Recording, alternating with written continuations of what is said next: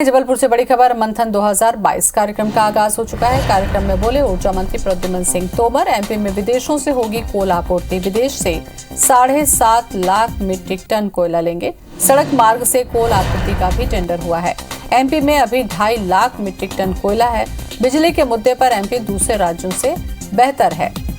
प्राकृतिक स्रोतों से 7,000 मेगावाट बिजली उत्पादन। प्राकृतिक स्रोतों से बिजली आपूर्ति घटने से बिजली संकट।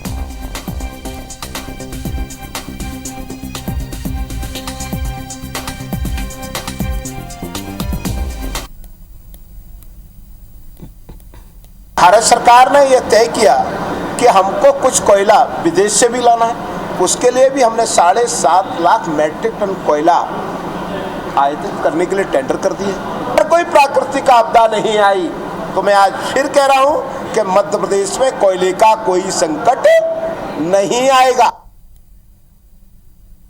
और इसी खबर पर ज्यादा जानकारी के लिए हमारे साथ जुड़ चुके हैं विजेंद्र। बिजली संकट पर कहा जा रहा है कि एमपी बेहतर है, क्या स्थिति है संकट को लेकर अभी?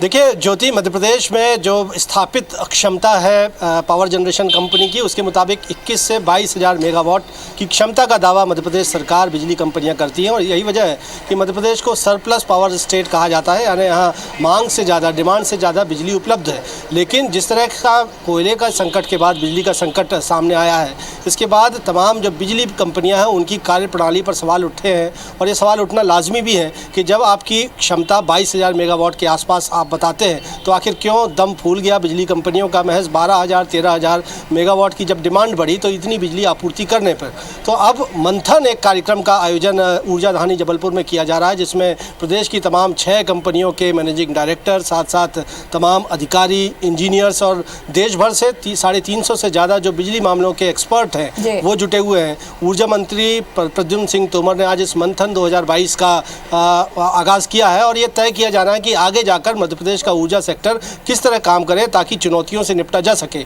इस दौरान ये बात ज़रूर सफाई एक तरह से ऊर्जा मंत्री प्रद्युम्न सिंह तोमर की ओर से दी गई है कि बिजली कटौती की जो स्थिति बनी है उसकी एक वजह है कि जो नेचुरल सोर्सेज से बिजली उत्पादन होता है मध्य प्रदेश में वो घटा है, जिसके चलते और साथ साथ कोयले की कमी की वजह से भी बिजली की कमी हुई है। अब ऐसा ऊर्जा मंत्री कह रहे हैं कि विदेशों से जो कोयला आपूर्ति की कवायद चल रही थी उसका टेंडर हो गया है। 7.5 लाख मीट्रिक टन कोयला विदेशों से लाया जाएगा। सड़क मार्ग से भी कोयला ढुलाई का जो टेंडर है वो कर दिया गया है और फिलहाल मध्य प्रदेश के पास 2.5 लाख मीट्रिक टन कोयला उपलब्ध है। बता दूं आपको, जो जनरेशन कंपनीज हैं उनके पावर प्लांट हैं, अगर मध्य प्रदेश में एक दिन की ही ज्योति बात की जाए तो 80,000 मीट्रिक टन कोयला रोज़ाना ज़रूरत होती है थर्मल पावर प्लांट्स को।